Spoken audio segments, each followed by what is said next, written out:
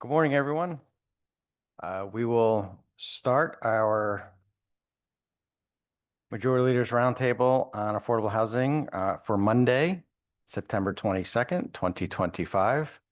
And glad to have everybody here. And I see my co-chair is online this morning, so I just want to say hello to Representative Rojas, House Majority Leader. I think he is a little under the weather today, so I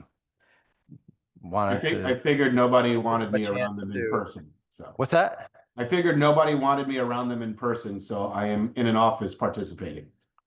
We appreciate it, and glad you're here, and hope you're feeling better. For sure.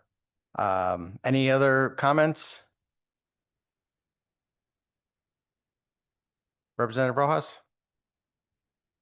No, thank you. Just looking forward to the conversation today. Obviously, the topic that we have lined up has been talked about for a very long time, and we thought it would be helpful following up on our last meeting to have some individuals participate to offer perspective, a different kind of perspective, I think, above and beyond what we usually hear about 8-30G, and also given opportunities for members of the roundtable to ask their own questions too, and try to have a good conversation on this topic. So thank you.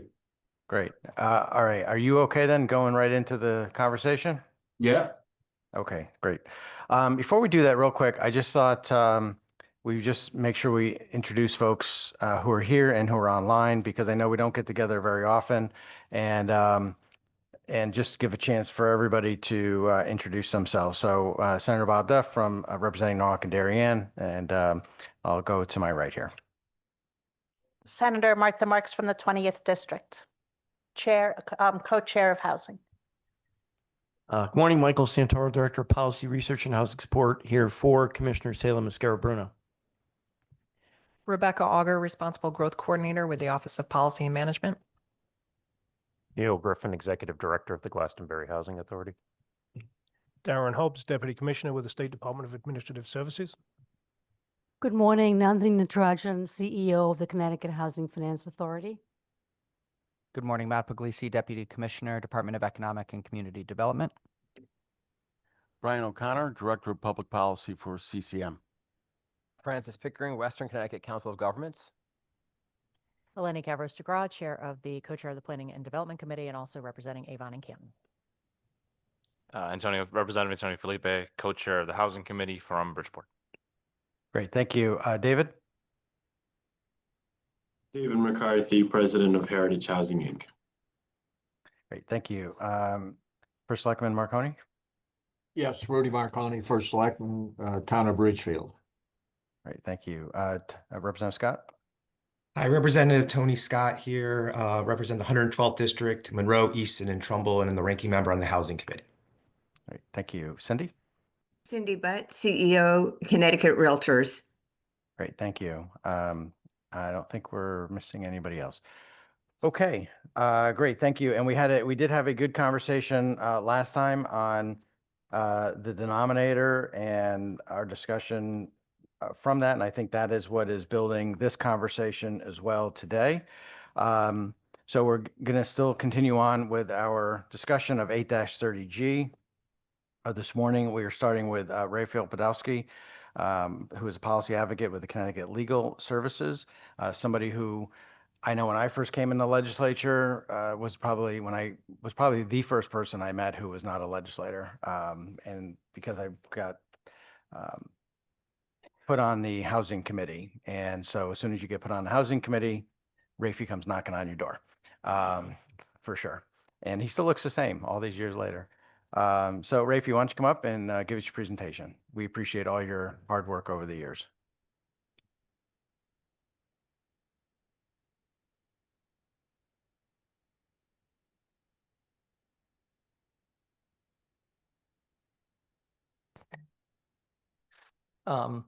Thank you very much. My name is Raphael Podolsky. I work for Connecticut Legal Services. I'm a lawyer, but I kind of have the unique experience of having been around 8-30G for, I guess I would say, forever. 8-30G historically came out of the first Blue Ribbon Commission on Housing, which was created in 1987. And in 1989 is when this statute was passed. I was on one of the working groups on that first Blue Ribbon Commission that actually did the drafting of the statute. So I actually know where the statute came from and how it was put together. 10 years later, the legislature went back to the topic and did a second Blue Ribbon Commission. I was a member of that as well. And that commission made numerous changes to 8-30G that turned it into the statute it is today. One of the reasons I'm so appreciative of the opportunity to speak to you is, as an observer, I've been really frustrated by the way in which 8-30G is talked about in such negative terms. The reality, in my opinion, is that it is the most important zoning statute that we have that deals with affordable housing. That is, and more than that, it's kind of the backbone that makes all the other zoning-related statutes work. In effect, it's a way of enforcing the requirements of the Zoning Act, which is 8-2, by providing a very workable way of making things happen. And it works in its own special way, which is it's not a planning statute. It is a building statute. They sometimes call it a builder's remedy.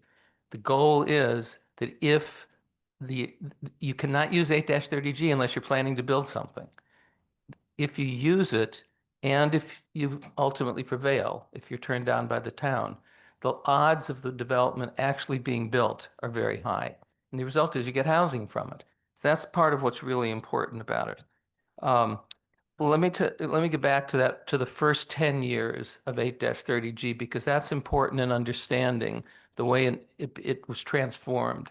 The original 8-30G was based on Massachusetts, something called Chapter 40B. And the Massachusetts statutes actually was adopted in the 1960s and had a long track record of success in Massachusetts. So it gave us something to model from. There's significant differences between our statute and the Massachusetts statute, but that was really where that came from. The major complaint during the first 10 years was that the statute, while 8-30G could produce housing, it was not producing housing that was affordable in any meaningful sense of the term. And that was because it worked off of a different model for determining it. It essentially said the developer had to set aside 20% of the units for 20 years for persons with income below 80% of the area median. And the result was, and Trumbull was the kind of poster child for this, there were developments that were going up that were advertising themselves as luxury housing. In 2000, those issues were confronted head on by the second Blue Ribbon Commission. And it recommended, and it was adopted by the legislature in the year 2000, a number of changes that have been absolutely critically important. First of all, and some of these changes happened in the 1990s, but they were all pulled together in 2000. The set aside was set at 30%, not 20% of the units. That 30% was not all for people below 80% of median. At least 15% of the total, which sort of practically meant half of the 30%, had to be for households below 60% of the median. That was really different. The deed restriction had to be for 40 years, not for 20 years. That's really radically impacts the ability, for example, of someone to build something and flip it, because now you've got something committed to a very long-term affordability period. It also implemented the rule, which actually was adopted in the mid-90s at the request of Fairfield County legislators, that median does not mean the area median. It means the lower of the state or the area median. And that was very significant in lower Fairfield County, where rents are far above the state median. That when the statute says something has to be priced so that it will be below for households for 60% or for 80% of median under this statute, now it means the lower of state or area. And so, just as an example, today in lower Fairfield County, the 15% of the units in an 8-30G development are going to have to be, for 2-bedroom units, would have to be below around $1,650, including heat and utilities. So if you think about that, and if you're from Fairfield County and realize what that means for a developer has to do in terms of set aside if they want to be able to use 8-30G. If they don't want to do that, they can't use 8-30G. The result of all this, and that was a piece of it. The other piece, though, that turned out to be critically important was to deal with a municipal argument that said, for towns that are affected by this, that the statute, based on the Massachusetts statute, essentially said the kind of housing we are talking about is not, quote, affordable housing. It is housing that is either government assisted or has long-term deed restriction set aside, they call it set aside housing, so that the housing will last for an extended period of time in an affordable manner. The 10% was borrowed from Massachusetts. If towns already have 10% or more of their housing, such housing, then they don't need 8-30G to develop more housing, and they're not covered. They've already reached a level. So 8-30G applies to others. The towns, a lot of the towns that had low percentages, 1%, 2%, 3% said, we are never going to get to 10%. You've essentially applied 8-30G for the rest of our lives. And the legislature in 2000 responded to that by saying, we are going to create a pathway in which the low percentage towns can work their way out of 8-30G if that is important for them to do. There is no requirement that any town get to 10%. 10% is simply an on-off switch. Can a developer use 8-30G or can a developer not use 8-30G? And the pathway was a moratorium. That moratorium did not exist in the 1989 version of the statute, and I don't believe it existed in Massachusetts either. That became critical. For the first decade or so after the year 2000, when this was adopted, the towns could not understand why that was there, and they did not use it. In other words, year after the year, this legislature heard, we can't get out of 8-30G, the whole statute's unfair. Finally, as that first 10 years of this century moved on, some towns started to figure out we can, if we work to get housing that will satisfy the 8-30G requirements, we can get out. And the result is that the incentivizing effect of the moratorium started to have impact. And so the result is there have been, I believe, 14 towns that have received moratoria. 5 of them have received 2 moratoria. There are among those 14 towns, 5 are currently in an 8-30G moratorium. And the result is, by and large, that has become its own incentive to towns to try and work out something. One of the peculiarities of the statute, and this may sometimes come out from a legislative perspective, is that towns that fight 8-30G, but eventually the units get built, those units are going to count towards a moratorium.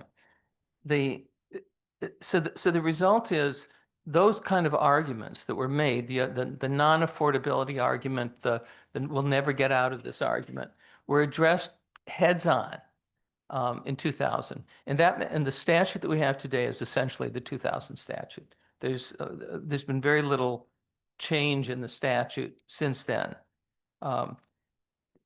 So from my perspective, that has proved really important.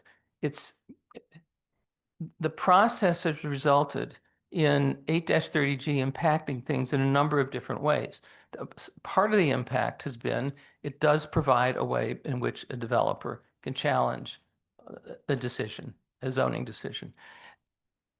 The primary issue in 8-30G is going to be the ability to get sufficient density in order to be able to generate sufficiently low-cost housing that it will result in qualifying for 8-30G. And so kind of the fight with the municipalities has always been over density regulation. The way in which 8-30G addresses that, and this has been true from the beginning, and this is the way Massachusetts did it through an administrative system, is a switch in the burden of proof.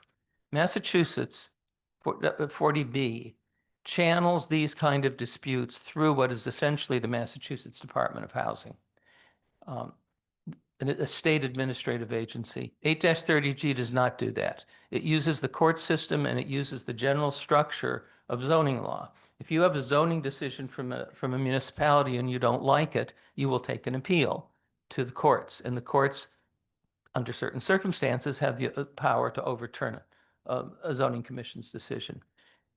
What 8-30G does is it says, we're going to use that system, but we're going to look at the Massachusetts system for how it is decided when the decision will be overturned.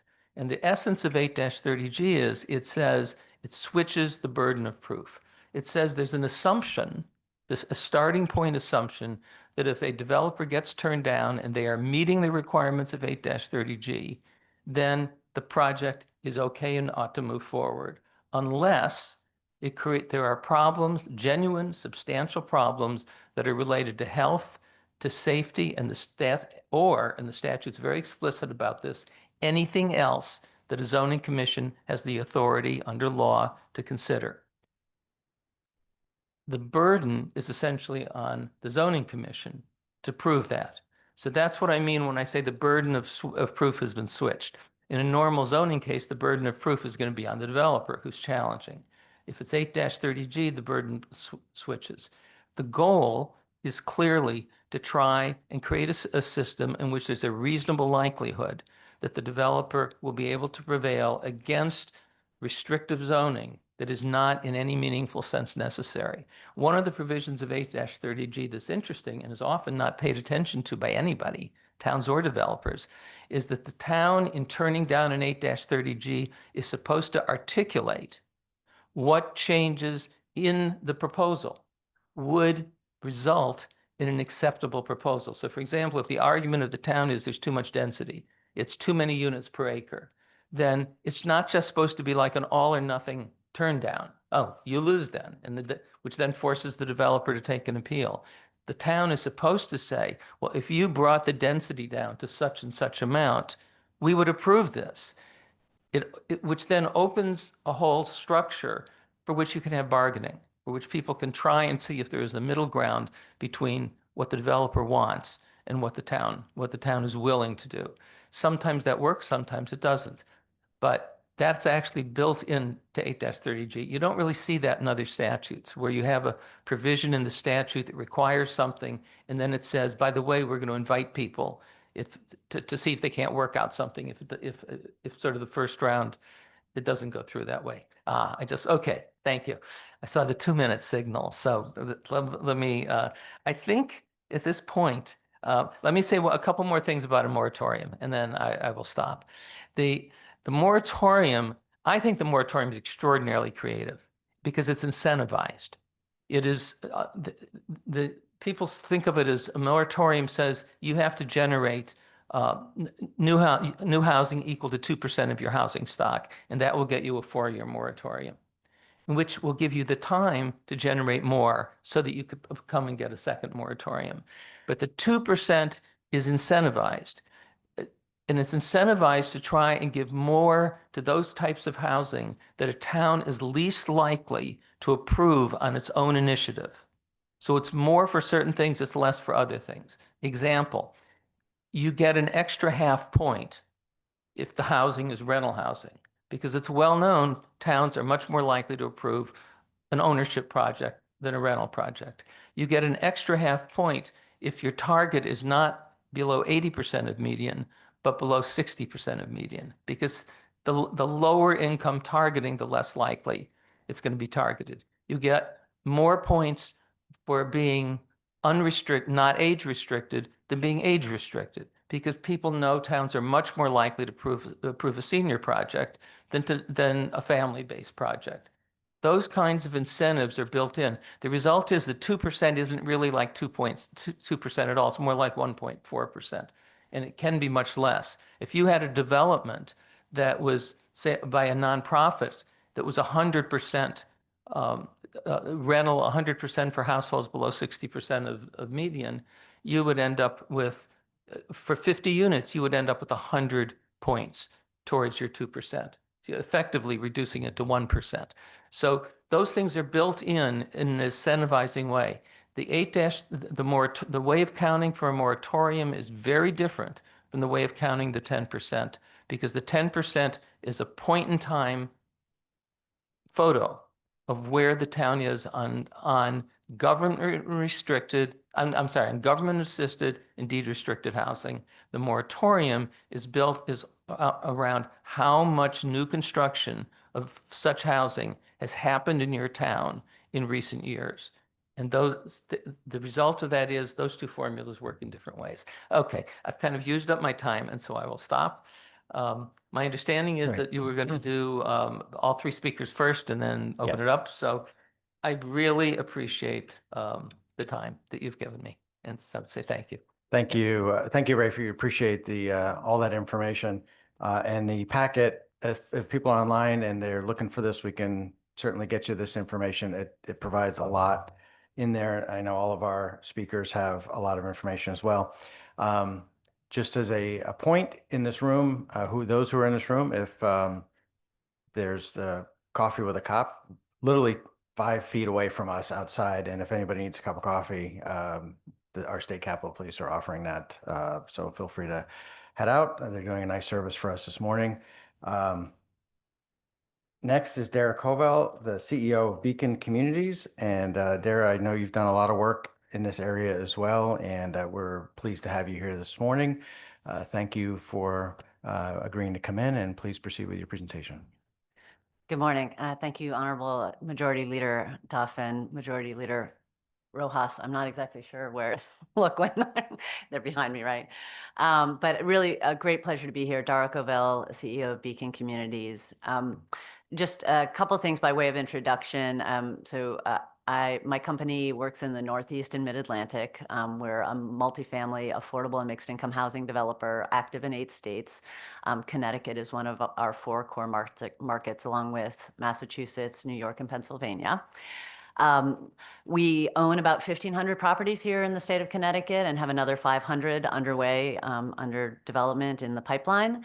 The other thing that I'd like to share is that I'm from Connecticut. This is my home state. I grew up in New Haven and the areas around, including in Guilford. And I also served at the Connecticut Housing Finance Authority for 5 years between 2010 and 2015. So I also appreciate the opportunities and challenges on the allocating side of the resources of this work. So we're all here, obviously, because there's a housing crisis in Connecticut. There's a housing crisis across the country, but particularly acute in our coastal states and cities and towns. We all want to do more to produce housing. And I think the main message from my presentation is that state regulations that help states and cities and towns plan and produce and create goals for affordable housing are not just a huge determinant in our ability to produce affordable housing, but also are great indicators for a company like mine to come in and be able to do what we need to do, to even take the first step to introduce a project, to have something like 830G in place is a critical component of just setting the table. I spend a lot of time thinking about this topic because I think land use is actually one of the greatest challenges facing the country as it relates to the affordable housing crisis. And so I'm always following like what the best practices are all across the country. So I wanted to share just a couple of what I consider exciting leading edge activities in this area that aren't from Connecticut to start with. First, I started my career in California after I grew up here in Connecticut, moved out there, and the fair share work that the legislature has been doing in the state here is really based on the housing element law that was created in California back in the 70s. So California has some of the most stringent land use laws and planning laws in the country, and I worked on those in the 1990s actually with the state Senate out there. A little closer. Oh, the other thing that's interesting that's happening in California is that in 2022, they did away with single-family zoning. So when you're looking for things like to think about what's radical in the world, saying that single-family zoning needs to be rethought is an interesting version of that. And moreover, they've also been, over the last 5 years, allowing affordable housing to move more quickly through the environmental review process. So they have very strict California Environmental Quality Act is a very strict law. You can now kind of basically go through a much more expedited review in CEQA in California. A little closer to home here in Massachusetts, in 2021, there was a law passed that's called the MBTA zoning law, all around zoning, all around transit stops. You now have by right to develop affordable multifamily housing with some affordability requirements, but it's a by right zoning allowed there. And while that sounds like it might not be that big of an impact, it's 177 towns in Massachusetts of the 351 towns that are impacted by the MBTA zoning rules. It's also interesting that that was passed during our Republican governor under Charlie Baker and has been implemented under a Democratic governor, Maura Healey, and has already started bearing fruit. So those are some of the really exciting, interesting things I think going on in across the country on zoning. So Rafi did a little bit of presentation, not just on 830G, but 40B. I've got a couple of case studies I want to share. I would start from sort of a practitioner's point of view. He talked about the burden of proof, which I think obviously here in Connecticut is a strong aspect of 830G. From a practical standpoint, when we're working on a 40B project versus an 830G project, we do find that 40B has some more certainty, more transparency. There's less gamesmanship in the process. It has shorter timelines and less costs. So again, these two laws obviously mirror each other in different ways and have other strengths and weaknesses. But it's been a great tool in Massachusetts. Massachusetts 40B has created 70,000 units through the program. Of those, interestingly, 80% of the affordable housing outside of the large cities has been created by 40B. So it's had a huge impact of building affordable housing outside of the cities. The nonprofit participation, interestingly, in Massachusetts is 20 to 30% in the 40B process because there's more certainty in the process. So nonprofits are more active in the work there. But interestingly, also, it's most of the deals that get done as 40B are non-subsidized deals. So builders like Avalon and Toll Brothers and Trammell Crow have successfully created 40B developments up in Massachusetts. I share all this just because it's 830G is a critical component and not radical. It's really supporting, as Rafi indicated, some fundamental underlying production direction for the state here. So to start with my first example. There we go. Thank you very much.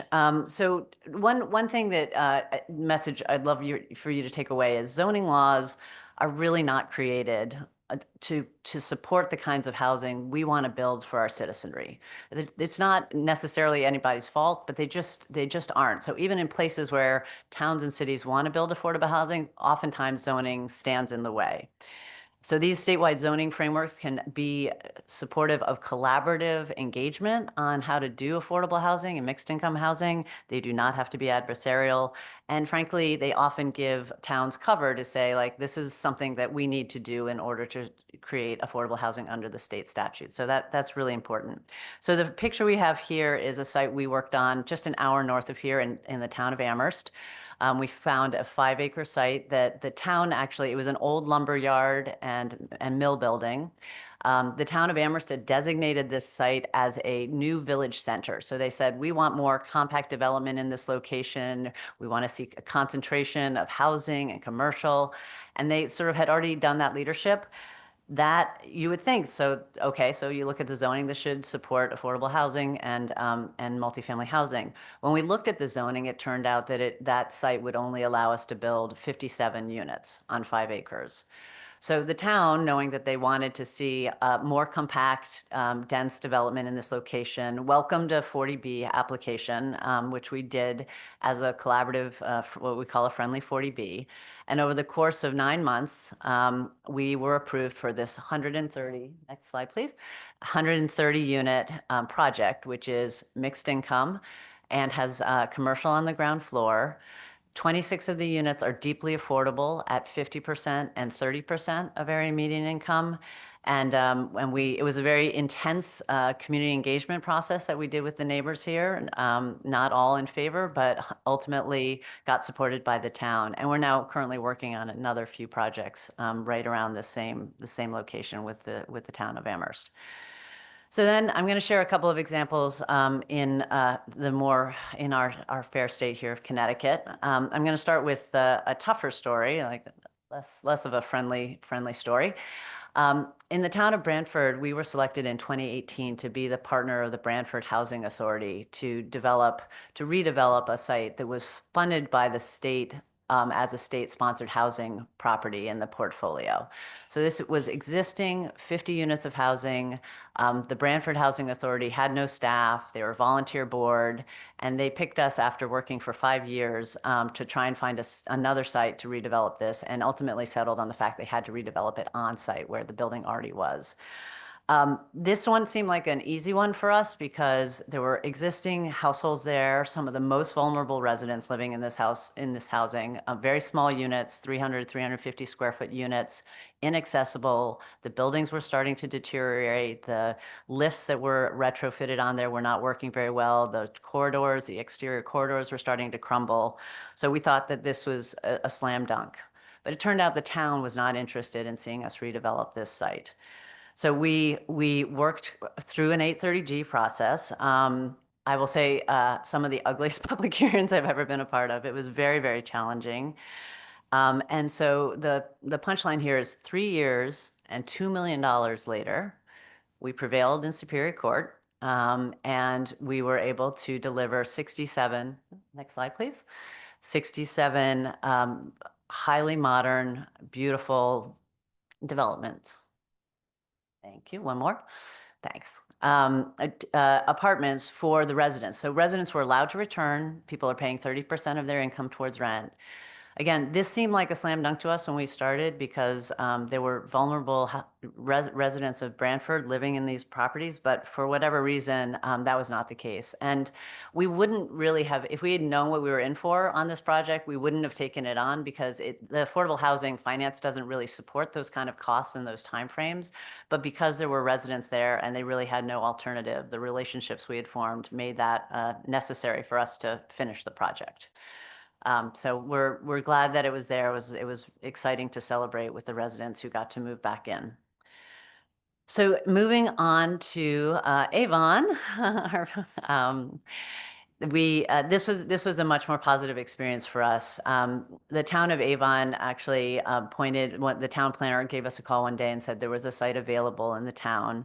The location of this site happens to be just incredibly central, an amazing spot where it's right across from Town Hall. It's close to the Main Street and Old Farms Road Center. It's across from the new commercial development of Whole Foods. So it couldn't have been better, right at the Farmington bike trail. So we were thrilled.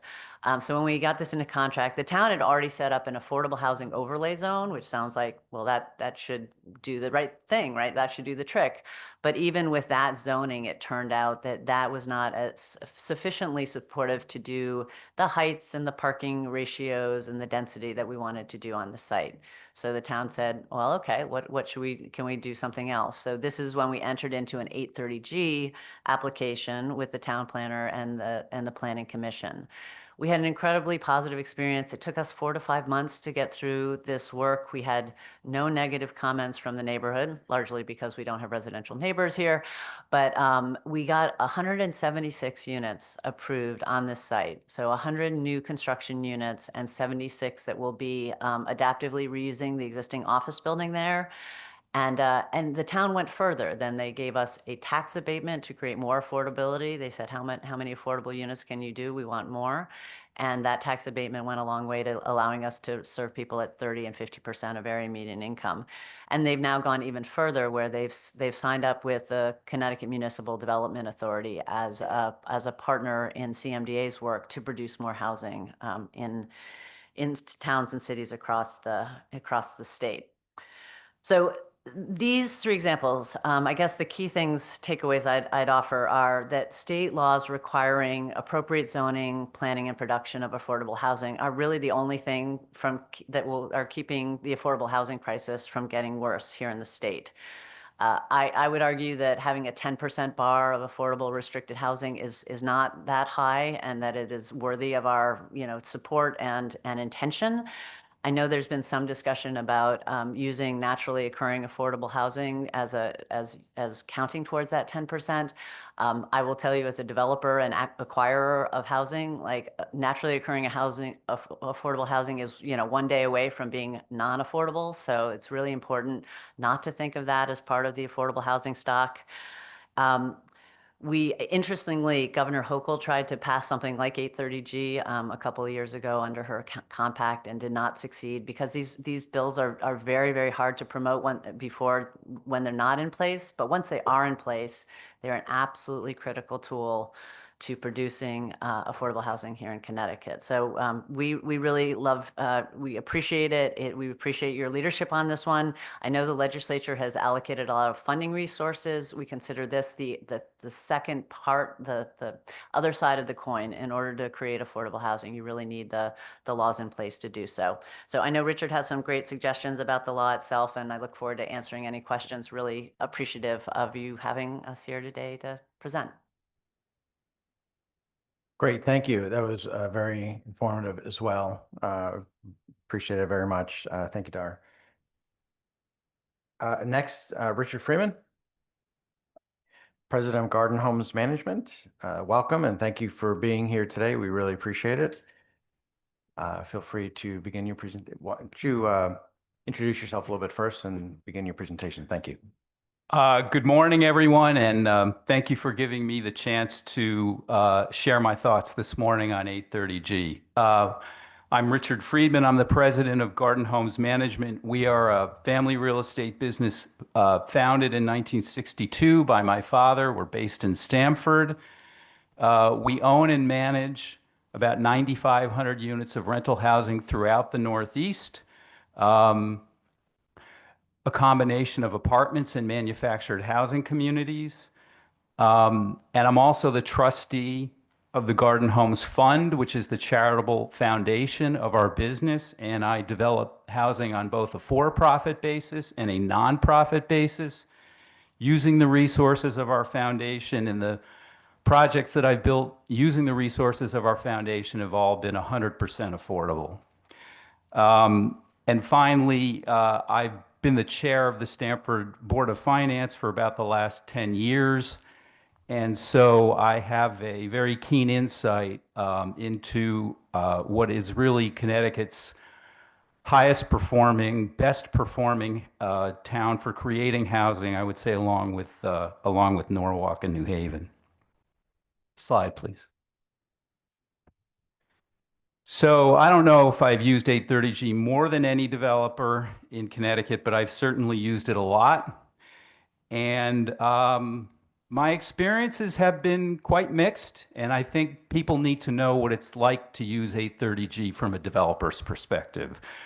When it's approved, and you can see there are a couple of projects here that were approved, it's almost like magic. You get this feeling of elation that you walk out of the zoning hearing and you think, I'm actually going to be able to build multifamily housing in a location where the zoning would not ordinarily have permitted it. But to be approved, the town has to support your project, and there's really no good way to predict whether or not they're going to. When it's denied, it's a debilitating experience. Denials and then either reversals on appeal or settlements some period of time later are not a good way to build housing. It consumes a lot of resources and time.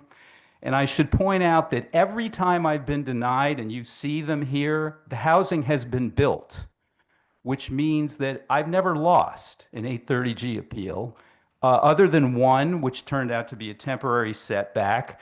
And what I've found is that at no point during these application procedures did the town ever engage on a good faith basis in the project. The project was essentially, from the town's perspective, was a nonstop attempt to find some matter of public health and safety that they thought would stand up in court. And the whole hearing became about debating about those matters. And at no point did the zoning board Planning and Zoning Commission treat the project the way they would have treated most other applications, which is to give you productive feedback. Could you put in more landscaping? Could you give us more open space? Could you change the architectural detailing? Never had a discussion like that with a commission on my denied projects. Also, I should point out that a denial and a settlement, I suppose, is one way to approach an 830G, but in my two experiences where I've settled with the towns, it was not as if we went into a room and then we sort of worked something out. In both cases where I settled, I went to an agency of the federal government. In one case, I went to HUD. In one case, I went to the U.S. Attorney's Office in New Haven with 3 boxes of documents, and I said something not right is going on here. And in both cases, the federal government opened a preliminary investigation into the town, and ultimately that resulted in a settlement. And I have to say, kind of all these serial denials have really profoundly affected my thinking on the lack of housing in Connecticut, why we're such a segregated state, and why it is so difficult to make any significant progress towards desegregation in Connecticut. Slide, please. So here are some of the things that have been said at my public hearings, not by members of the public, but by public officials. The first comment was very bothersome when it was made. It has not aged well. The use of the term slumlord is a particularly loaded term, and what it made clear was that all of the discussion that we had about other matters, fire safety, storm drainage being inadequate, all the allegations that the town made about this project were actually just a smokescreen. The second comment, if anyone here is from Greater Bridgeport, Father Panic Village was a public housing project torn down in Bridgeport in the 90s. It was a very complex issue.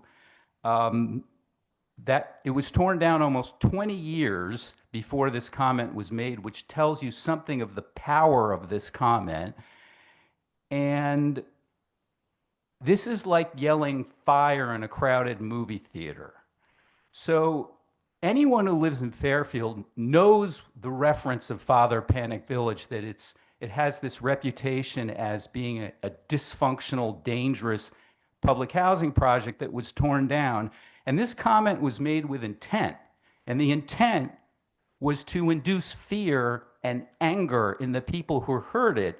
And there were about 70 people from the public in the public hearing at the time that it was made. The third comment, I mean, this is just preposterous. This is not the only time I've heard this comment. I've heard it in other multiple projects. Other 830G applications have had the same comments made. The point here is that firefighters and fire chiefs are really can-do people, right? If someone's in a burning building, they're going to do their best to get you out. So you wouldn't expect a fire chief to make a comment like this at a zoning hearing. But they made it because somebody told them to make this comment. And every time I've been denied, it's clear that the forces of the town are arrayed against the project. And someone's coordinating it. I don't know who, but someone has told the town staff, the town consultants, and of course the coordination between the commissioners to deny the project.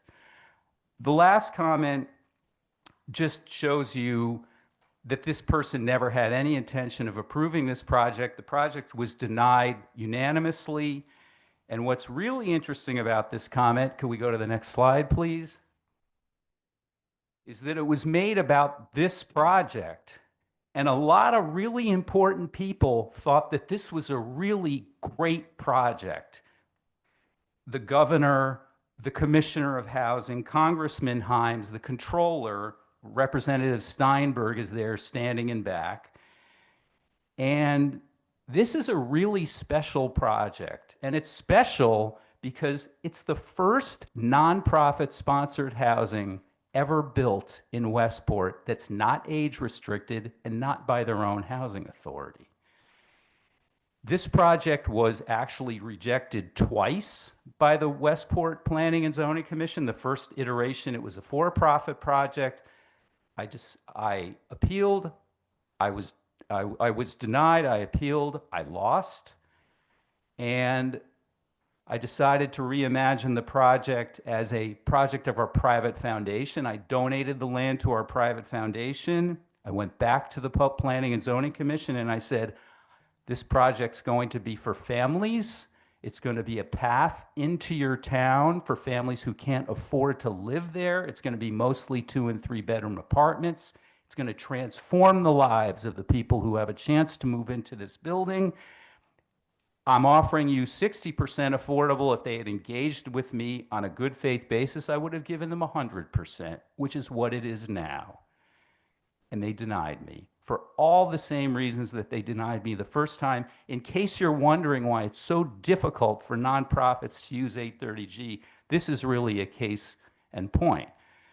Much later, when the project was well under construction, I decided that the best outcome for this project would be for it to be owned by a housing nonprofit and a local housing homeless nonprofit, Homes with Hope, funded by DOH, purchased this project for me, and I sold it to them at a significant loss, well below my cost. Next slide. I think the next slide speaks for itself. Slide after, please. The incentives to approve are just, if a town doesn't want housing, the incentives are just not that great. I mean, moratorium points, you get the points even if you deny and you're overturned on appeal, you get the points anyway. You avoid legal fees. Well, the legal fees, I mean, I'm on the Board of Finance in Stamford. I know what the cost of legal fees are. They're not that significant in the context of a town budget. And you forfeit the opportunity to really have any influence on the project. But the incentives to deny are very powerful. You might draw to the inside straight and win. If you deny in court, there's always that chance. And at minimum, you delay the project for a year, maybe 4 years, maybe 6 years. Maybe you deny it into oblivion and it just goes away. The deterrent effect cannot be overstated. You basically discourage other developers from using 830G in your town because you have shown that you are going to make the project, the process exceedingly hard to use. And of course, there's always the politics, particularly when you're on an elected P&Z. You know, we denied it. If it gets built, you know, don't blame us, blame the judge. Next slide, please. So I did some research on Lower Fairfield County, which is what I know best, and it's also both the epicenter of, I would say, the worst housing affordability in the state, and it's also the epicenter of the distaste for 830G. So towns are all different. The first 3, Westport, Darien, and New Canaan, you can see they haven't really had that many applications over the years, and that's the deterrent effect at work. And you can see of the ones that they've received, they've approved almost none of them. And of the ones where they have denied, they've been overturned in court most often. In a couple of cases, Westport went down what I would consider to be the most heinous path, which is that they arranged for the sites to be bought or they bought them themselves. That happened to me on my project in Westport. As soon as they got wind of what I was doing, they offered to buy my site. And I told them, if you're willing to trade me a site where I can build housing somewhere else, sure, I'm happy to sell you the site. And I never heard from them again. Greenwich is a little more complicated. They've had proportionately more applications. They've denied fewer of them. They've settled more of them. Fairfield's really an interesting case, I would say. As of maybe 6 or 7 years ago, the statistics would have looked very similar to Westport. Darien and New Canaan, they didn't have that many applications. The ones that they had received, they denied almost all of them. 2 of them would be mine. And then something happened. I don't know what. You'd probably be best off asking one of the representatives from Fairfield, and they started to approve them. Not all of them, but they have approved a significant number of 830s. They've had a significant number of 830G applications, because when you start to approve them, then more people apply. That's a good thing, right? That's not a bad thing. That's a good thing. And they've actually had a fair amount of housing constructed and improved in Fairfield over the years, in recent years, under 830G. Next slide, please. So we need to get to yes. That's how the statute will be most effective. If there are, certainly in my experiences in the towns that I've researched, there have been way more denials than there should be. So I have a few ideas. The first idea, slide please, is that you just simply don't apply, you just simply don't award points for applications that are denied. And I referenced this before. Second proposal, next slide, please. Towns charge lots of money to review your 838G applications, and they hire consultants to do reviews that they don't hire for any other zoning applications. I have never seen a town hire a fire operations consultant, not a fire code consultant. They're not the same thing. A fire operations consultant on other zoning applications other than 830Gs. And by the way, all the testimony from fire operations consultants have been thrown out in court every single time. Next proposal. Slide, please. So, as I mentioned, and I think as should be clear, is that it's very difficult for a nonprofit to use 830G because the risks are too high. They don't have the capital resources or the skills that a for-profit developer has to potentially navigate these very difficult zoning processes. So we want to encourage people to propose higher levels of affordability, maybe even as high as 100%. Those applications should be privileged. They should receive additional weight under the statute. And this is a proposal that essentially tries to accomplish that using tax abatements. Slide, please. The final proposal is there's been some discussion about how 830G is very difficult to use for middle housing, small projects, and that's true. You just can't amortize all those costs over 4 units or 6 units or 8 units. And I think the experience and history of 830G is that it's really not used very often for small projects. This is a proposal that would address that. It would set up an expedited process for small projects. The key here is that the project is in a single family zone and it meets the single family zoning for the size of a house in that zone, which means you're not proposing a building that's any larger than what's already allowed under the zoning. It's just that it's not going to be 1 unit. The reason the affordability percentage is lower is because there's a rounding problem with small projects, right? A 5-unit project requires 2 affordable units. That's not 30%, that's 40%. And middle housing tends to be naturally affordable anyway, which I believe has been recognized in a statute that was passed last year.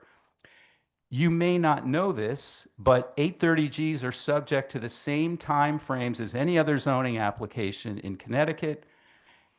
That's 230 days from the day that you file your application to the day that the commission must make a decision. That's a long time.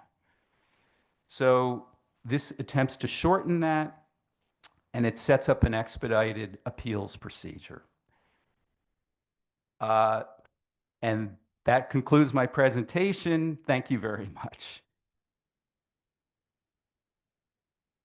Thank you very much. I appreciate all three presentations, and I would invite the three presenters. One can come in the front and center, and the other two in those two seats there maybe, and we'll certainly open it up to questions.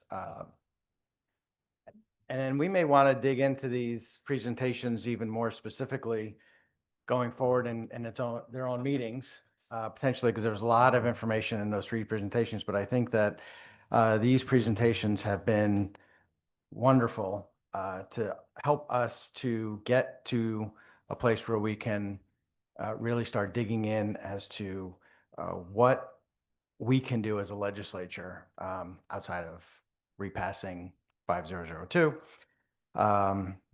And to get more shovels in the ground to help with the housing crisis that we have in Connecticut and throughout our country. I'm going to see if my co-chair has any questions to start off with, and if he does, feel free, Representative Rojas. No, thank you, Senator Duff. I mean, I'd really like to hear from other members of the roundtable who I hope have questions, so I'll defer to others in the short term. All right, thank you. We'll start with Senator Marks. Thank you. This was great. You can all come down to southeastern Connecticut if you want and start building down there. We need lots of housing because of electric boat. And in my great town of New London, we are doing a lot of building, and it's fantastic. And we don't need to use 830G, which I love.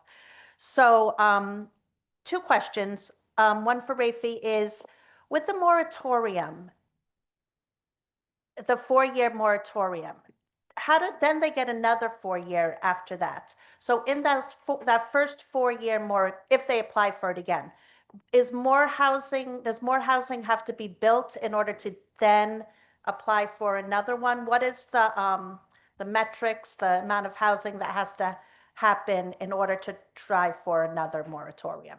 Well, I guess the answer is yes to the question. The legislature changed the statute a year ago in a way that I think we didn't fully anticipate the negative aspect of the change. But the basic rule had been that anything new you produced after a first moratorium ended, you could then count towards a second moratorium. So if during that 4-year period there was continued new construction, or if it took longer than 4 years, then you might have to wait before you could apply for a second moratorium. You could apply. So that was basically the way in which towns moved to a second moratorium. The statute was amended a year ago to say that you could carry over into a second moratorium any sort of extra points from a first moratorium, which turns out to mean that you don't have to, for all towns, you don't have to have as many points for a second moratorium as you were otherwise supposed to. And we've seen what I think is the unfortunate consequence of that is that one town, which had not been applying for a moratorium, was pretty low on the 10% scale, came in for a moratorium as the town's Orange, and essentially informed the department that it would be, without any more new construction, it would be applying for 2 more moratoriums. So they would have gotten a 12-year moratorium effectively based on things that happened. They could go 12 years without any new development. That I don't think was the intended result of that change, but it kind of illustrated the problem. But basically, in response to your question, the way in which you would generate a second moratorium is producing more qualifying housing once your first moratorium ended. And if you continued to do that, you'd be eligible for a third moratorium, potentially a fourth. So far, no town has gotten a third moratorium, but I expect that over time, we will start to see towns get third moratorium. Okay, thank you. And then both of you developers, thank you so much. The 19 units in Westport that you talked about, that everybody was there jumping up and down for 19 units. Do you know what the waiting list is for that? Were they rented out like 2 years before it was even done? And are the people that moved in, were they already people that lived in Westport or work in Westport? Do you know anything about that side of it, the human side of it? I do. I know we sold the building at the time that we received the CO. So Homes with Hope, which is the agency in Westport, they were responsible for tenanting the building and all the, right, and all the affirmative marking. My understanding is that they received about 400 applications for 19 units. I can tell you this is very similar to an experience I had in Stamford. I built a very similar project in Stamford, which we retained ownership as a charitable asset through our foundation. We received 500 applications for 17 units, 100% affordable. The building now is a combination of there's some supportive units in it. There are the 830G units that came along with the approval. And I think it's a mix of tenants. And I think most of them, the vast majority of them, are not from Westport. Thank you. Just quickly to Dara, you had talked about, and to Richard too, the costs when going through this process sometimes takes 11 years, sometimes takes 2, whatever. How do those costs get absorbed into the process? Because you have tax credits, you have grants from Department of Housing or DECD. Who ends up picking up those costs, or how does a developer, if you know you're going to get denied, which sometimes you just know going into it, it's an uphill battle and you got to fight it through the courts. Who picks up those costs, especially if many times it's either settled or you win? Well, I'll speak to our experience. As I mentioned on the Branford project, 3 years and $2 million that were not, not part of the project's financing. So honestly, that comes out of our company. And that would be fundamentally, I mean, we lost our shirts on that project. So that we wouldn't be able to do that project again because it cost us we didn't make any fee. We stuck in the deal. We wanted to make sure that people got rehoused. But it is, as Richard was talking about, the deterrent of knowing when you're in for battle. And the Branford Housing Authority has asked us to come back because they have another 40 units that they own that happens to be in a floodplain and next to a wastewater treatment plant that they want to rebuild somewhere else. And we've said we can't come back to Branford. So, it's a really disappointing situation. We've been managing that project for them, our property management team, and that housing is either, again, going to be torn down or, just fall into the ground because we couldn't afford to do that again. So that's a good example of towns taking the lead on something that they want to do. Yeah, Thank you. exactly. Thank you. Richard? We develop only unsubsidized, so all the projects on that list were financed privately, and we absorb the cost. And I've often, our legal fees in Oxford were over $1 million. Projects in Southport and Westport were $500,000. So just take a step back. We spent $500,000 in legal and professional fees on a 19-unit project. That's almost $30,000 a unit.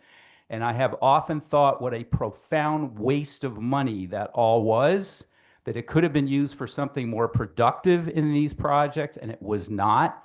And ultimately, the cost is the deterrent effect. And I have looked at other projects in these towns, and I've decided just to pass.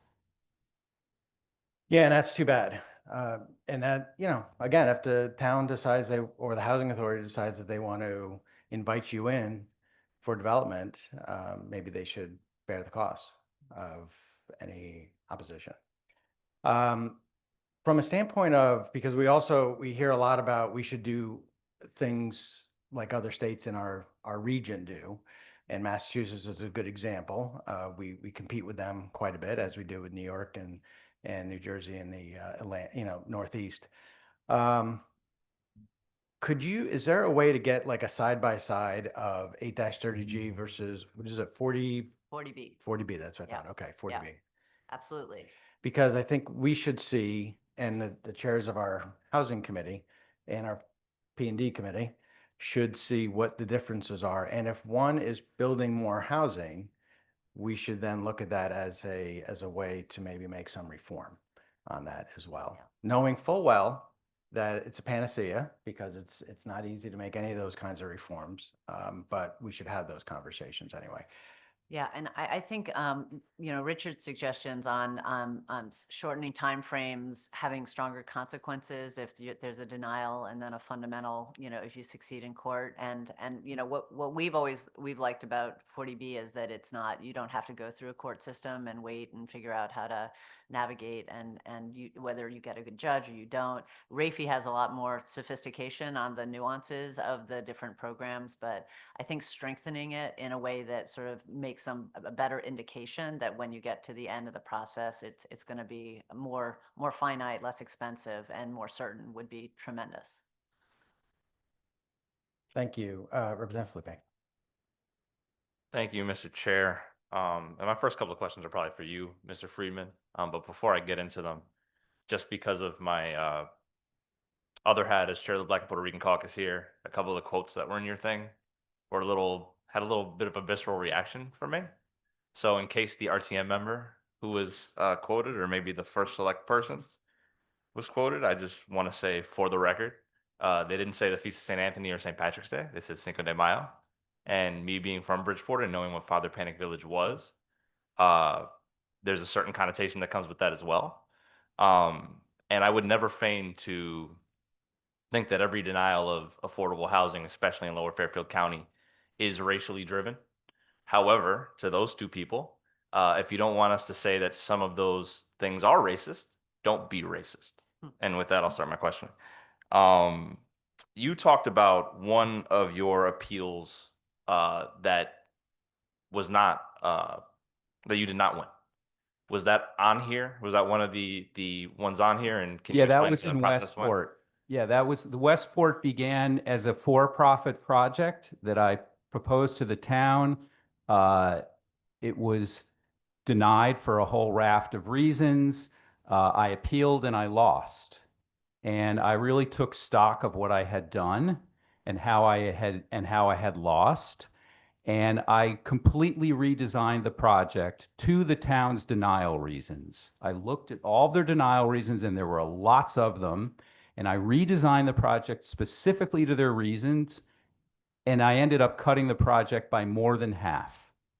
We reapplied, we got denied for all the same reasons, and at the very end of the process, we ended up, you get your day in court, an oral arguments with a judge, and my lawyer opened his oral arguments by saying, Judge, the town gave you all these reasons last time. You took them at their word, and you overturned, and you sided with the town in the first instance, and you decided against my client. Where I'm here to tell you that the town tricked you, and what they really don't want is affordable housing. And we won that appeal. And were the number of units changed significantly? What were they originally? What did they end up? Yeah, the original project was 48 small units, mostly all one bedrooms and studios. The second project was 19 units, almost all 2 and 3 bedroom units. Understood. And I have a similar question for you, Dara, on the Branford site. Did those units change as that whole thing went on? Because obviously it took you a lot of time, probably cost you a lot of money. How did that project change over the course of that?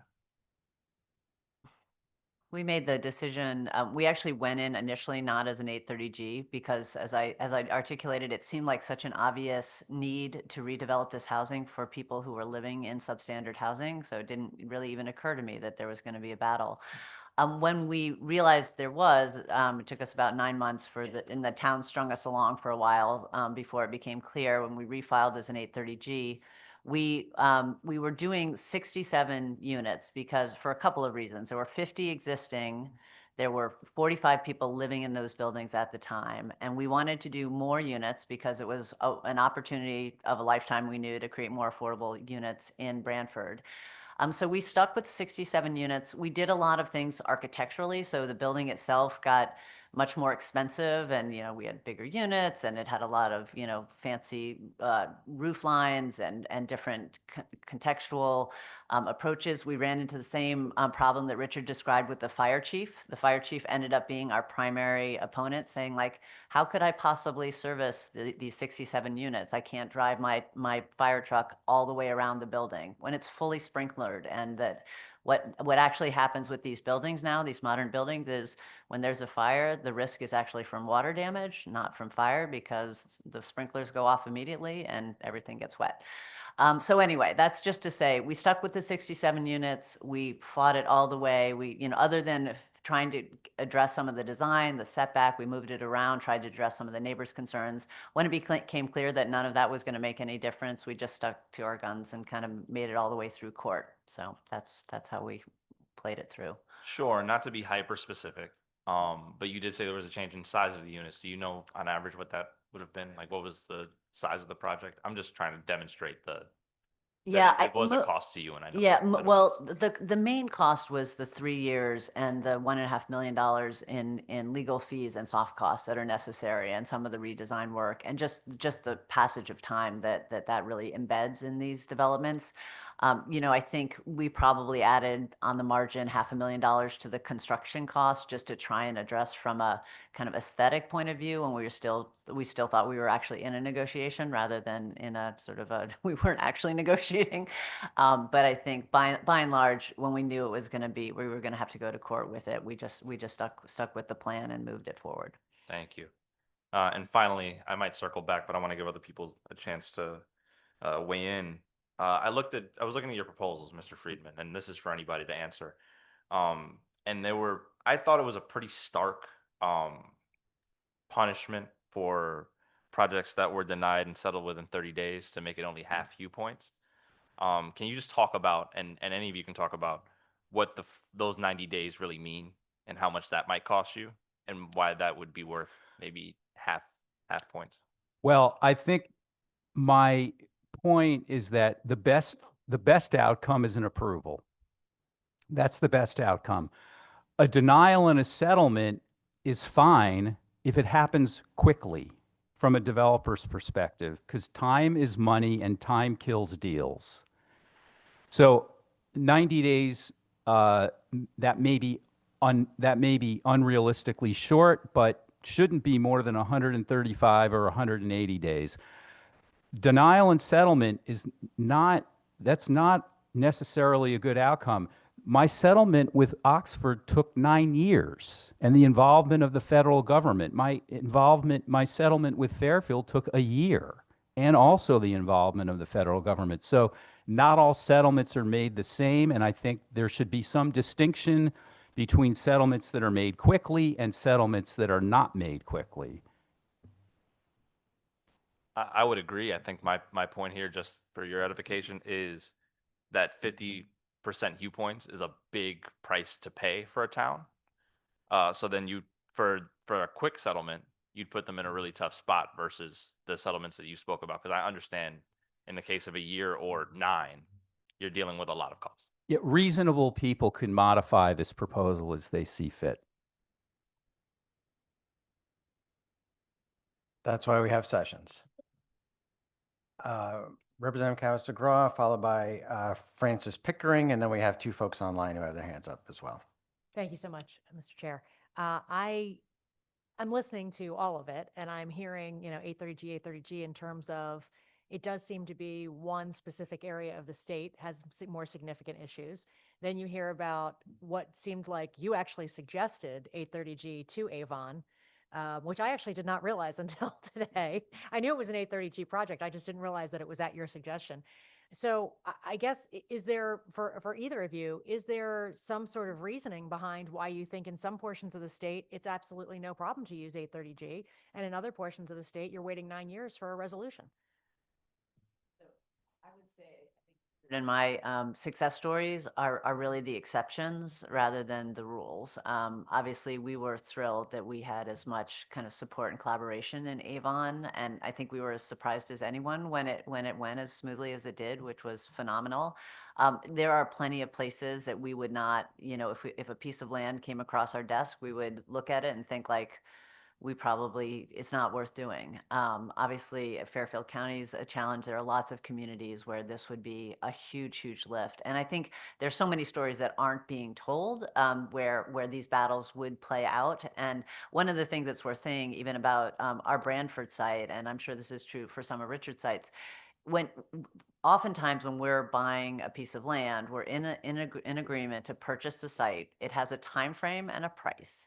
And the idea that you could get through any of these kind of contentious court battles, you know, first public hearings and then court battles, and hold on to that site is really quite unusual. And for us with the Branford property, it was because it was owned by the Branford Housing Authority and it wasn't going anywhere that we were able to do that. If we had been in a more traditional kind of private third party arrangement, we never could have done that project. So I think there are a lot of places where things are just not happening because developers are making the assessment that it's really not worth the challenge. So I can really only speak for my part of the state and the towns where we've proposed these projects. Even in towns in my part of the state where we haven't proposed these projects, I have a pretty good knowledge of what's going on. Every town has a slightly different personality in their approach to multifamily housing, but I think the simplest explanation I can give is that there's the propensity of towns in lower Fairfield County, other than Stamford and Norwalk, just don't want multifamily housing. I just don't know how else to put it. I'm not going to get into why that may be, all the reasons that are behind that, but you can see it from their behavior. The Zoning Enabling Act was passed in the early 1920s. So this behavior has been going on for 100 years in my part, well, in most of the state, but certainly in my part of the state. And in most cases, every town has permitted some multifamily housing under their own zoning, or they have torn down existing public housing and reconstructed it at higher densities in the same location. They have not added new public housing in new locations in generations. And I think it's really about creating political cover.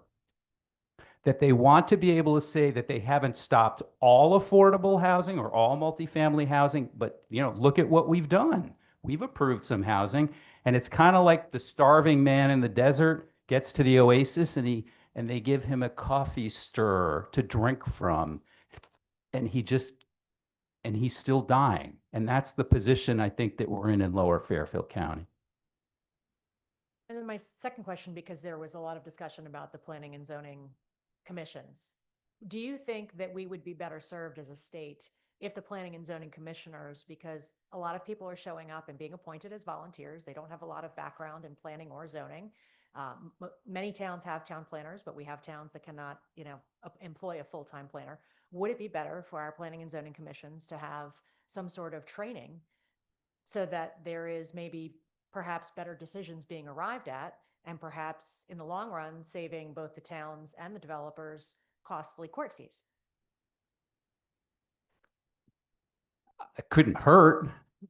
But having appeared in front of these commissions, and a lot of these commissioners had been sitting in their seats for many years, just the level of antipathy that they had toward these projects, I'm not sure any level of training would satisfy that. And I think also, they're not getting very good legal counsel in many cases. And I think that's because the lawyers in many cases are outside attorneys. They're not town staff attorneys. They want to keep their positions, and they tell the towns what they want to hear. So if anyone has read the Weed Street decision from New Canaan, it's 99 pages. The town of New Canaan said that they don't need affordable housing because it's being built in Stamford and Norwalk. And if you talk to anyone from Stamford or Norwalk, like me, for example, we don't have anywhere near enough affordable housing in Stamford. So that was not even a true comment. But the fact that they said that, the judge said that that comment was repugnant in the decision. Repugnant. That was the word that the judge used. If you listen to the tapes of the hearing where that comment was made, the town council told them that it was okay to say. So I don't know if any level of training is going to get us to the place that we need to be. I think I probably largely agree with that assessment. I think it would be, having seen planning commissions struggle to understand their obligations under 830G, I think understanding what the expectation of the statute is would be helpful, so people could go in maybe even armed for themselves in those settings. But a lot of what we're encountering is much more fundamental resistance over yeah, who gets to live in a town, what income mix you want, what kind of buildings people want to see, change just generally, not to mention both socioeconomic and racial discrimination. So it's much deeper than that. I think it would be helpful for people to have some kind of tutorial 101 on what the expectation is of sitting on these boards, because it's an important role and these are big decisions. But there's a much more fundamental thing going on here across the state. Thank you, Mr. Chair. Thank you. And, I was just thinking as you were talking how the kind of the opposition of building more housing likes to frame all of you as greedy developers. And in fact, you have talked about how many of these projects, or some of these projects, you've literally had to put out millions of dollars in advance, and you would never take on these projects again. Is that is the case? Yeah, in many of these cases, when I got to the end, I thought, and that's what the town's trying to do. They're trying to make it so that when you do finally get approval in court to build your project, you wish you had never gone through the process. All right.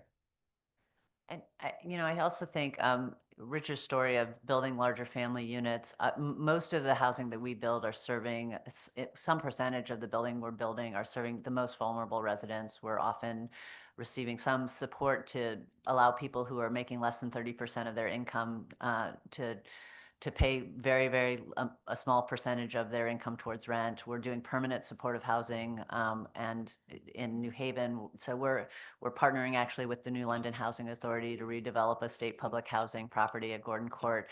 So these are projects that are serving people who would otherwise have no housing to live in.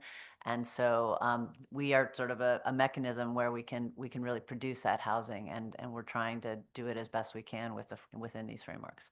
Thank you. How does it make you feel when you get labeled by town officials as greedy developers?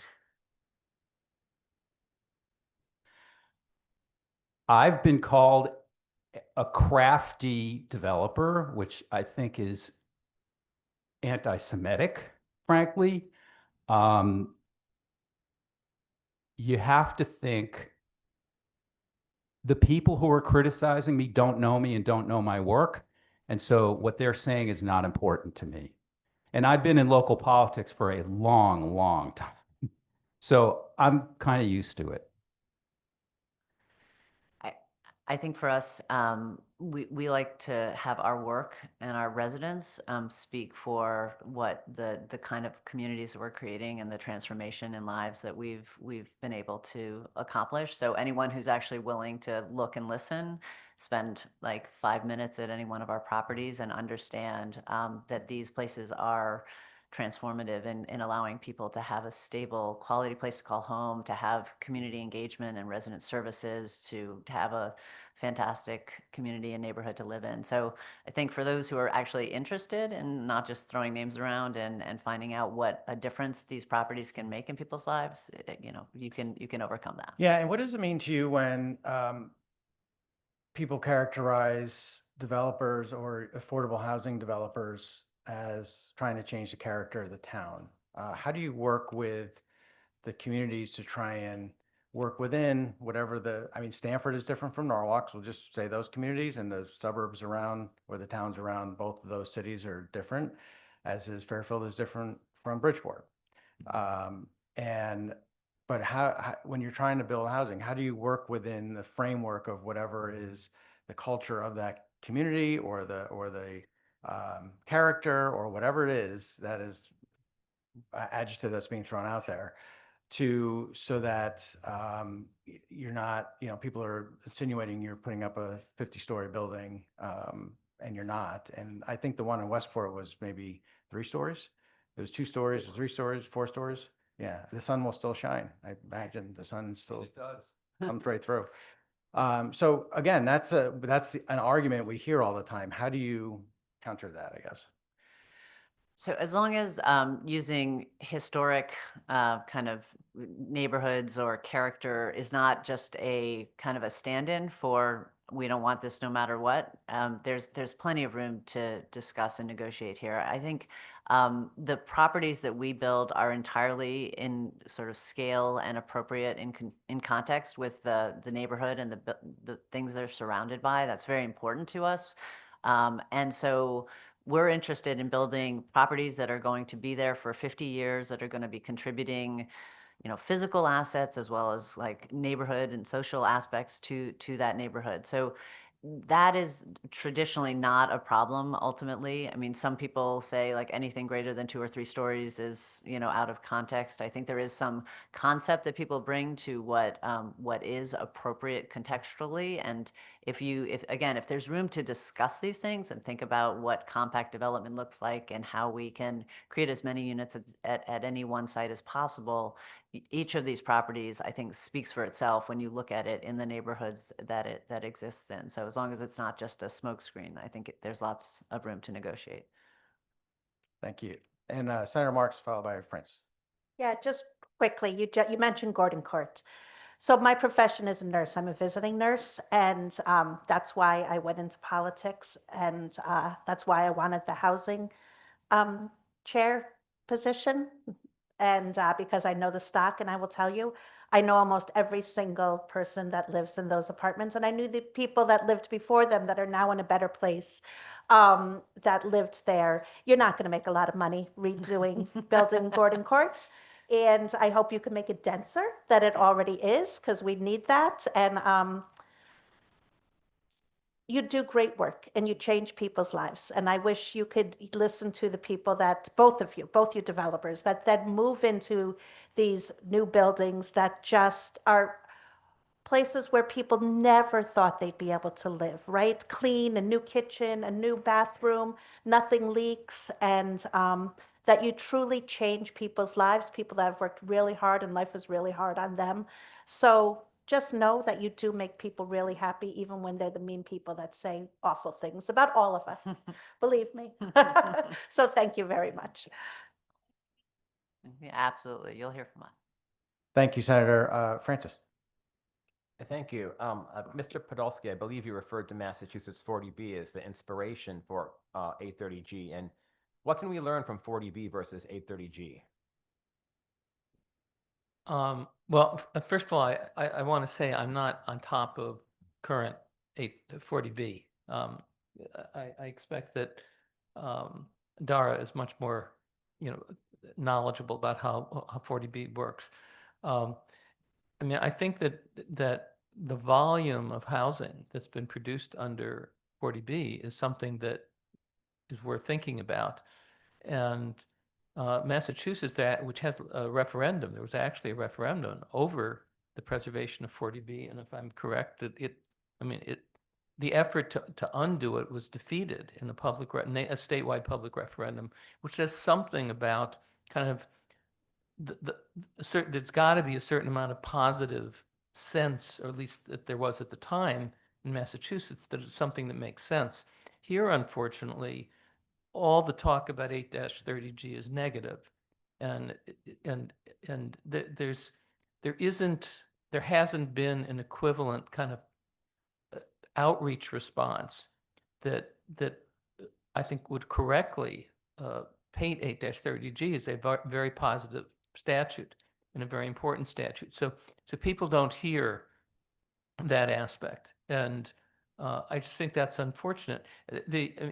Politically, what has happened is that virtually all the efforts to change 8-30G, with a few exceptions, virtually all of them are from people who don't like 8-30G, who end up getting, are able to get a lot of publicity from those positions, are able to often dominate public hearings. And so that sort of becomes a message. And that's very damaging, not just 8-30G, but to the whole concept of trying to make sure that all towns are responsive to those kind of housing needs. I wonder, maybe Ms. Coville can answer this, if the relative lack of antipathy to 40B in Massachusetts is because 40B has more safeguards or safe harbors for municipalities in it. For instance, it's not just a 10% threshold, it's a 1.5% of municipal area threshold. There are anti-flooding provisions, so a town can't be overwhelmed with 40B applications in 1 year. There are anti-abuse provisions, so a developer can't use a 40B application as leverage to get in a market rate application. And there are limits on large projects. So based on community size, there's a cap on how many units can come in under each 40B application size. So I wonder that the fact that Massachusetts have these guardrails in place that we don't have actually make the statute more politically palatable. I'm going to turn that over to Dara. I'm not really in a position to answer that question. Yeah, I actually don't think those parameters are substantially a part of why 40B has more political support. I think it has. I think there's generally a broader consensus in Massachusetts about the need to respond community by community on affordable housing matters. And I think even this MBTA zoning that just passed, where 177 towns, there were 2 towns that tried to buck the requirements of the MBTA zoning, and they both lost in court against the Attorney General of the state. People understand that there's a crisis there and that every town should be doing something to respond to it. I don't know exactly why 830G hasn't permeated the general state consciousness in the same way.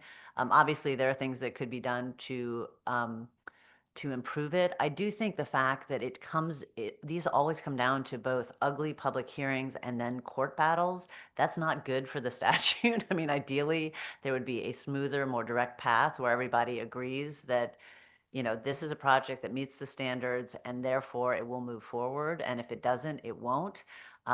There are lots of ways that it could be simplified, and I think that would be to the benefit of the law itself. But so I think it's more that it has been much less contentious as a matter of practice in Massachusetts and in Connecticut. And I suspect you'd see on both sides of the 830G relationship, both municipalities and applicants, there'd probably be a desire to spend less on legal fees and time. So I think we could probably have something there. Just one last question.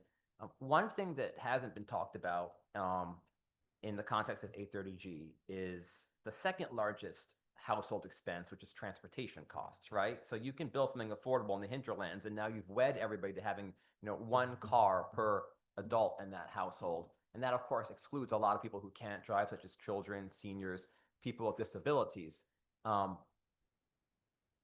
we need to start considering transportation costs in 830G? And does that get us back to a place where we need to do some planning and not just focus on the zoning, but make sure that we are locating housing in locations that make sense and not just putting affordable housing complexes on whatever land we can grab, wherever it's available? So I've heard the transit argument against affordable housing so many times I've lost count. And it's used on both sides of the fence. If I propose a project that's not near a bus line or a train line, I'm told that it's an inappropriate location because it's not near public transit. If I propose a project near a line, I'm told that the street is too busy. Well, people who live in affordable housing, people who earn $70,000 a year, $60,000 a year, $50,000, $80,000, they all own cars. And they should have the same right to live where someone in New Canaan's living on 1 house on 4 acres. They should have the same right to live in that location. So we own unsubsidized affordable housing, manufactured housing communities all over New York State. And many of them are in rural locations because that's tended in the past to be where they were constructed. an hour outside of Syracuse or an hour outside of Utica, and our tenants are paying $550 a month in lot rent, and they all have cars. And it's an excellent form of affordable housing in those communities, and we should not make the perfect the enemy of the good. Transportation costs should absolutely not be considered in 830G. If we can build near transit, that's great, but we need to just build more, period.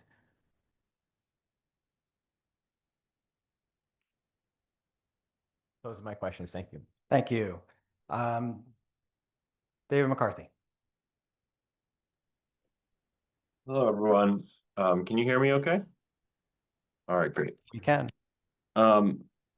Thanks for this discussion. I know the speakers in generally and respect their viewpoints. I do want to offer a bit of a critique coming from a different direction based on just my own experiences. I have developed 2 approved 830G projects in New Canaan that totaled 173 units, and also had a lot of familiarity with New Canaan's 2 moratorium applications that were successful.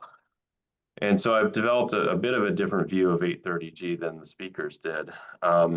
First of all, I think that one of the issues that I see with 830G, and I have heard this talked about in public meetings, is that 830G relies on a calculation, both in the 10% calculation and in the moratorium calculation, that is essentially a percentage of the total units of the town. And so that denominator, the total units in a town, matters.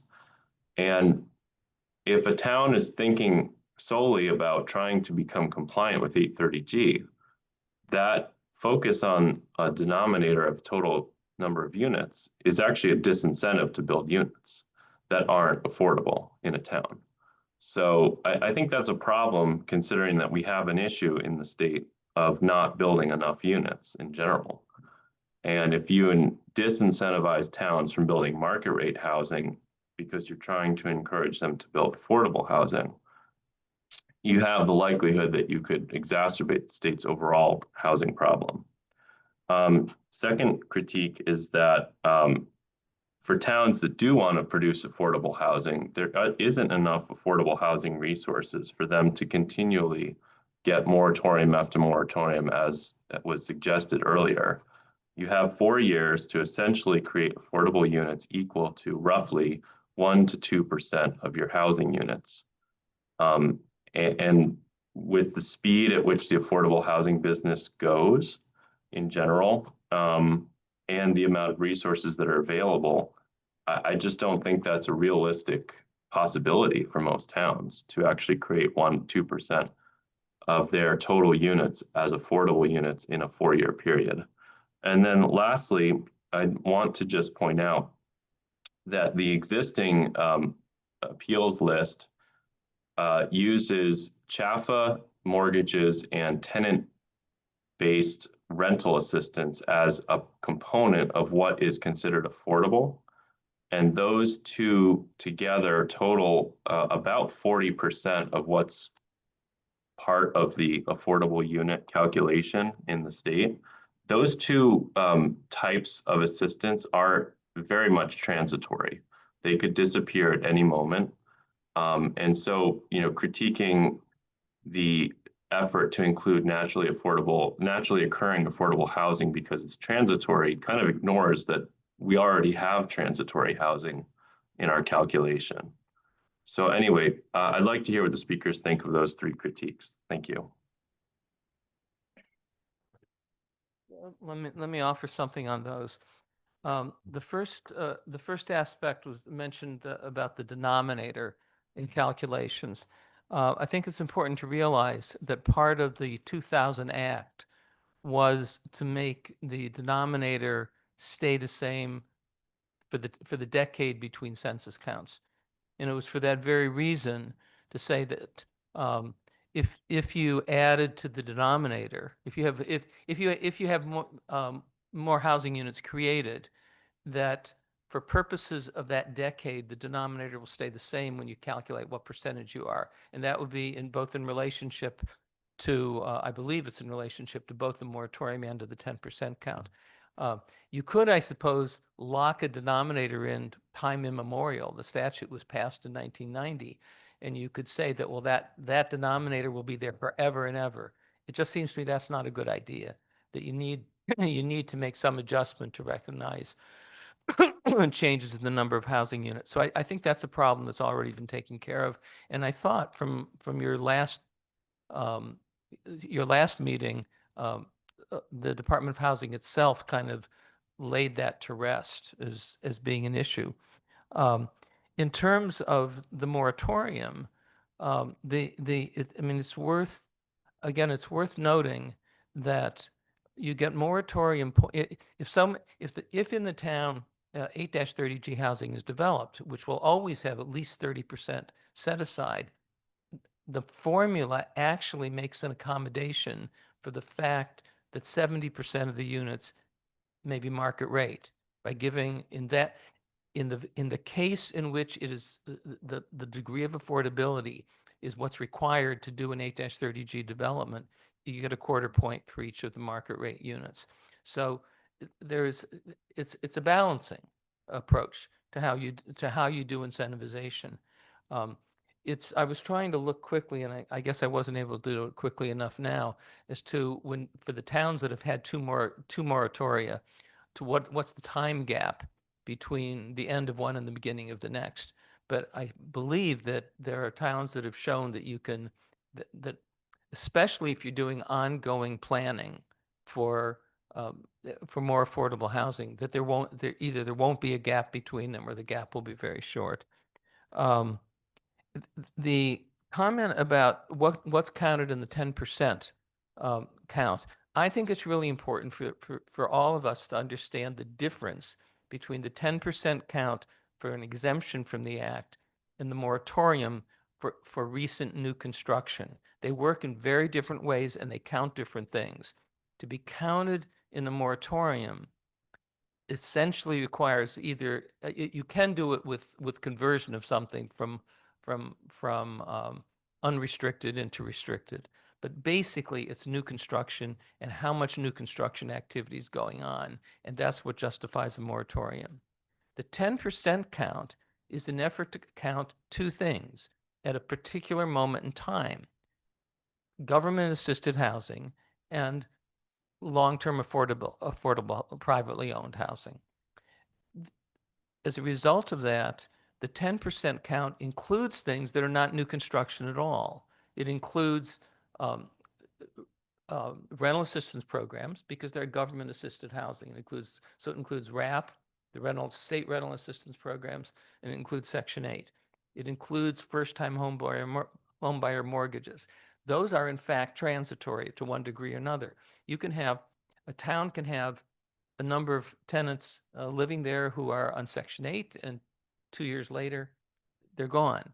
That is why the department annually does a recount and a calculation of the percentage, precisely because in trying to get a point in time view of what's in the town, again, government assisted and long-term affordable, that's why it counts it in that way. So it's not, and those are very countable items.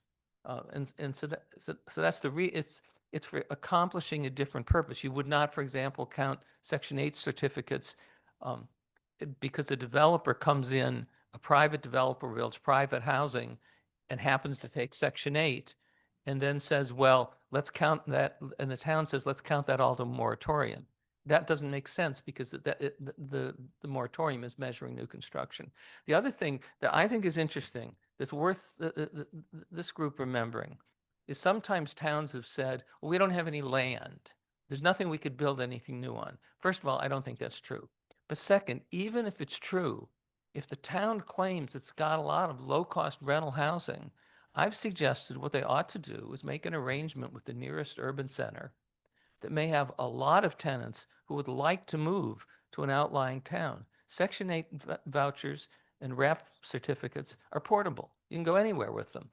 If indeed a town has that kind of housing and is trying to get to the 10% level for whatever reason, it would make sense for them to work out an arrangement with a town that has a lot of people who can't find housing, but have a rent certificate to have a program that encourages them to move to that town. Now, the suburban towns don't want to do that.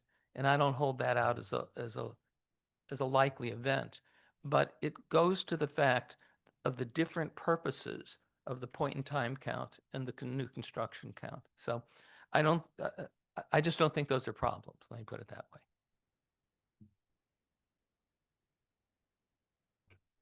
Thank you. I don't see any other hands raised online, and we're coming up to our 2-hour mark, which is definitely our end. Are there any other questions or comments from anybody? Any other questions or comments? Okay, I want to thank our 3 panelists today very much. I've gotten a lot of great feedback so far via email and text message. We appreciate everything folks have said. We thank all the members here today who have taken time out of their busy schedules for being with us today. We'll announce our next meeting coming up soon. Thanks again to our staff for helping to arrange everything. Our housing clerk, thank you very much. And with that, our meeting is adjourned. Thank you.